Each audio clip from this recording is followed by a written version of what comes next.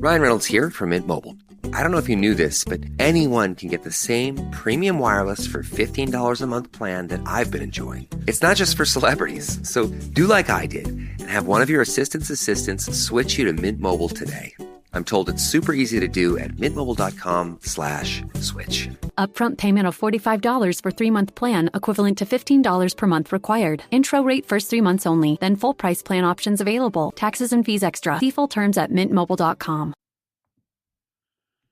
Welcome back, everybody. It's Monday, February 10th, 2025. Now, born on this date in 1947, former Alabama Supreme Court Chief Justice Roy Moore of Gadsden. Today is National Guitar Day. I don't know why we're so sad about it. Y'all are in for a treat when it's National Vocals Day. Today we're going to talk missile defense and space and Alabama's role with AL.com reporter John R. Roby. But first, we have a gun bill in the state Senate, a DEI bill in the U.S. Senate, a prep coaching legend stepping down, and Paul Feinbaum's change of address. My name's Ike Morgan, and we're down in Alabama.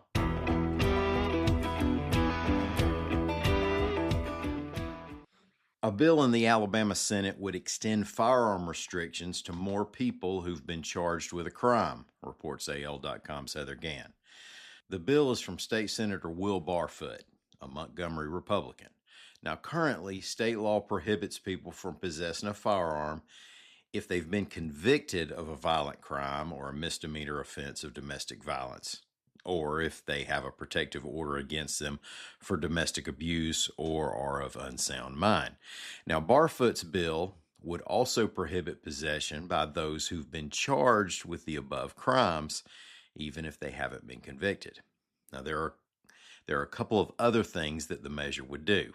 It would increase the penalty for discharging a firearm into an occupied building or other designated space from a Class B felony to a Class A felony, and it would allow the parole board to revoke parole and courts to revoke probation for subjects who are found in possession of firearms.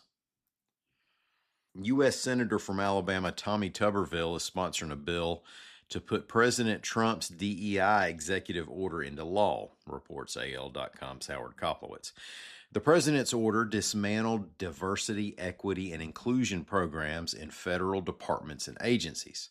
As we've learned more with each passing White House administration, the next president can always step right in and remove those orders. For example, theoretically, before we check out of this life, we might be able to vacation on the Gulf of Mexico, the Gulf of America, the Gulf of Labor, the Gulf of Reagan, the Gulf of Coexistence, and the Gulf of Denali. Just depends on who gets to be president along the way. Now, what Tuberville's Dismantled DEI Act would do is codify the DEI order so that Congress would have to act to take it away. The bill was also introduced in the House of Representatives by Republican Congressman Michael Cloud of Texas. AL.com's Ben Thomas reports that UMS Wright head football coach Terry Curtis is expected to announce his retirement this morning. Now, it would end one of Alabama's most prolific high school coaching careers. Curtis won 284 games and 8 state titles over 26 seasons with the Bulldogs, and he was already a decade into his career when he took the UMS job. He previously coached at Shaw and Murphy, his alma mater. Overall, he finishes with a record of 361 wins and 105 losses. The 361 wins place him second all-time in state history, only 2 wins behind Central Clay County's Danny Horn. And how's this for consistency? Curtis had only 4 losing seasons, his first year at each of his 3 schools, plus this past fall, when UMS was 6-7, but still reached the state quarterfinals. Well, Paul Feinbaum is an Alabamian once again, reports AL.com's Mark Heim. Feinbaum was a sports columnist for the Birmingham Post-Herald and the Mobile Press Register before hosting the Paul Feinbaum Radio Network from 2001 through 2012. He left Alabama when the SEC network launched the Paul Feinbaum Show out of Charlotte, North Carolina. Now, according to ESPN, Charlotte will continue being the home for that show. But for Feinbaum and his wife, Linda, the personal residence is now in Mountain Brook. According to the Birmingham Business Journal, Feinbaum's 12,000 square foot home was listed at a shade over $5.1 million. A broadcast journalist can make that much. Hey, let's take a quick commercial break. I'm going to try to keep the lights on around here. When we return, we're going to talk with John R. Roby about defense and space and Huntsville under the second Trump administration. Y'all stay with us.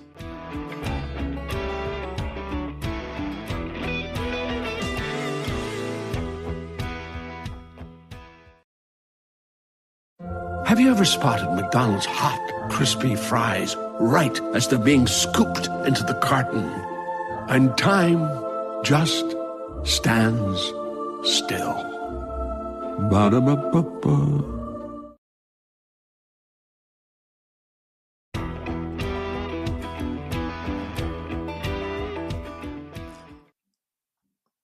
Hey, appreciate y'all staying with us through the break. Today, we're going to talk with John R. Roby, who reports on a number of things Huntsville for AL.com and the Huntsville Times digital newspaper. His beat includes the defense and space industries in North Alabama. John, welcome to the virtual Down in Alabama studio.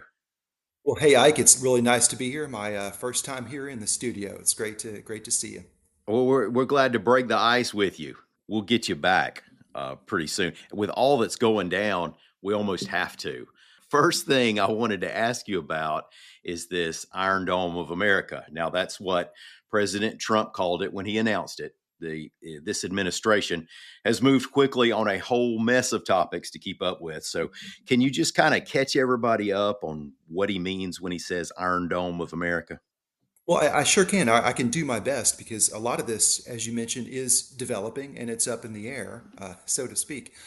This comes about from a January 27th executive order from President Trump calling for an Iron Dome for America missile defense shield. And in the executive order, it's interesting. He refers to ballistic, hypersonic, and cruise missiles as, quote, the most catastrophic threat facing the United States. So this is clearly something that the administration intends to put a great priority on, is defense against these missile threats.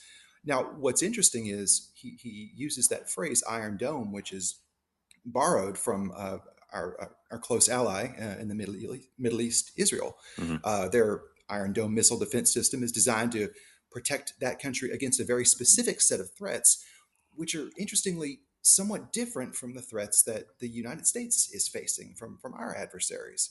So when you say what does President Trump mean by Iron Dome, I think he's meaning it to mean missile defense writ large, not necessarily a direct sort of one-to-one correlation with what is happening in Israel, where that term really comes from. Right. I almost thought immediately of the 1980s and the Star Wars initiative, since it involves, space and satellites in orbit. Can you talk about that? Is that a better parallel? Absolutely, it is, and he does mention that. Now, I mentioned that the threats that we face from sort of missile-equipped adversaries are very different. We've actually been spending quite a bit of time and research dollars and investment in defending against threats from some of what President Trump's order lays out. So we have sort of multiple layered integrated defense systems against ballistic missile threats that would emanate from, for instance, North Korea, like a rogue state, or Russia or China, or sort of the vision that our missile defense experts have really been focused on over the past decade or so. What is interesting about President Trump's order is that he seems to be directing it in a couple of slightly different directions. One of them, as you mentioned, is toward space, and one of them is toward sort of an emerging threat from what are called hypersonic missiles. And this is sort of a new thing. We're talking about missiles that might initially launch like the big arc, traditional kind of vision of what a missile attack would look like. But once they get up and they've done their boost and they're on their way to their target, these things can go extremely fast, like multiple times the speed of sound fast, and they can dodge around, and they're very difficult for sort of traditional means of intercepting missile attacks to deal with. And so there's been quite a bit of recent interest in defending against this threat, and it's something that President Trump is really hoping to ratchet up, partially through the use, it seems, of more space-based systems. So in a way, it is a bit of a throwback to the old Star Wars program that some of us older folks might remember from the 80s. Yeah, and now we're talking about, mixing anti-ballistics with space and with orbit, and that makes us think of Huntsville.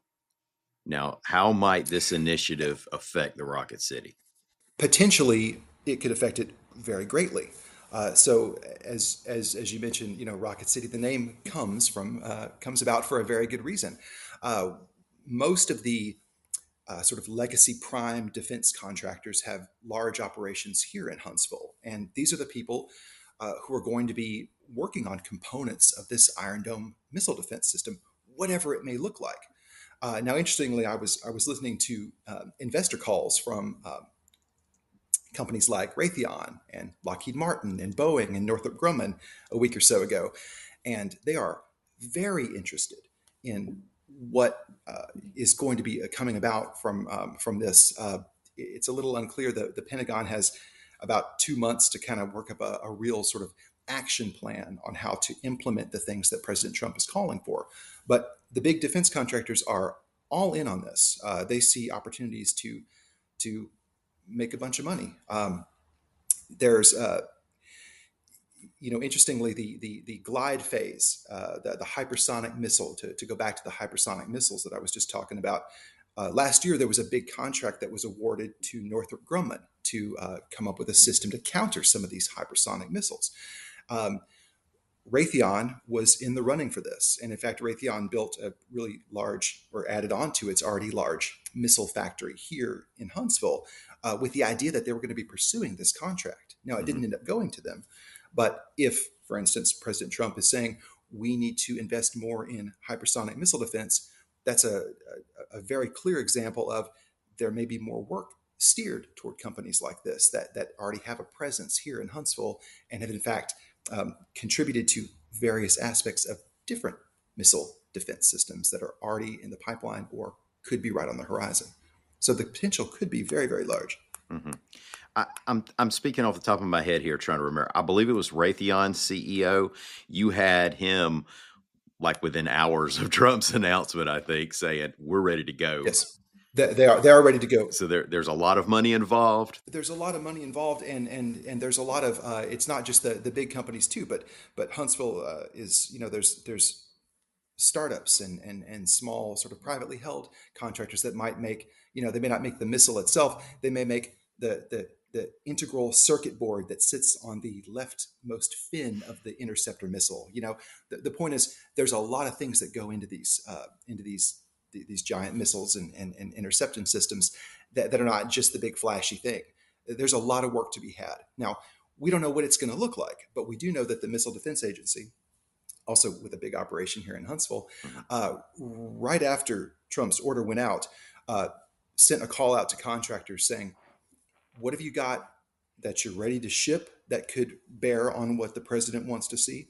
What have you got on the drawing board in the next 4 or 5 years that bears on what the president wants to see? So the government is moving quite quickly on this. And in fact, President Trump's executive order even implies that they want to see programs funded in the next budget cycle. So there's a lot of momentum behind this. Yeah. And I'll repeat, just because I think that's a great point. All the vendors involved, all these companies, all these people moving into North Alabama in the past few years. It's not just Toyota and FBI. It's, lots and lots of companies. Yeah, absolutely.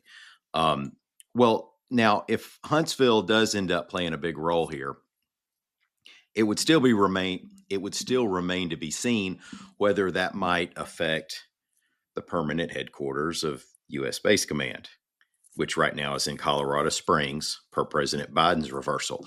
Now, it doesn't take a political savant to realize that with Trump back in office, that Biden decision could be up for discussion. So I just also wanted to ask you, what is the latest you're hearing on Space Command HQ? I mean, is it a buzz in Huntsville yet, or is it just kind of like, man, at this point, these politics, we just need to wait and see? Mm-hmm.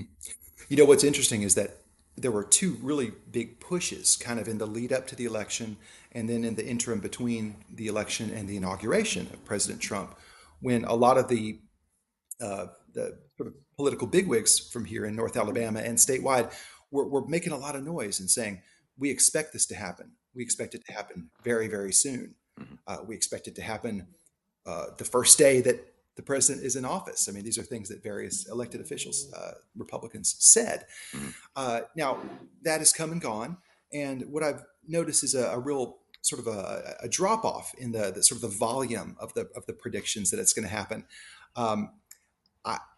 My interpretation of that is not that it's not going to happen, is that it is going to happen really quickly. I think that the folks the folks like Senator Tuberville and Senator Britt and Representative Strong have made the point very clear to President Trump that this is something that they see is something he could do that would please the segment that's been behind him from the beginning, and really implement a policy that began under his watch in his first administration. I mean, that's when these questions started to be asked.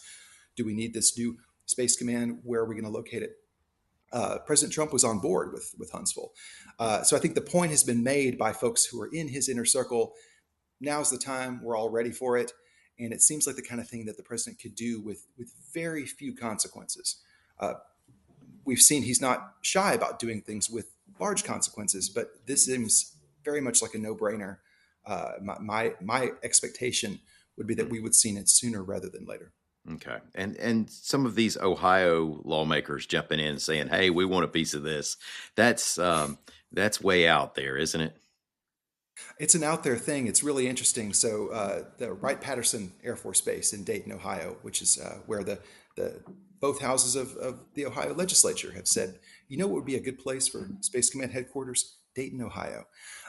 It's interesting because in the long process of trying to cite where the HQ would be, Dayton wasn't even on sort of like the second or third cut.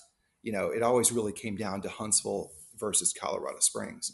So it seems like something that is very out there. Yes. Okay. Yeah. Thanks for clearing that up, because there are too many things in the air right now regarding this thing than to have another Air Force base come into the picture. Yes. What Just have fine. what have I? This has been great. Well, what have I not asked you, or what else is out there that we need to know for the next few weeks or days or hours or whatever it takes on some of these decisions?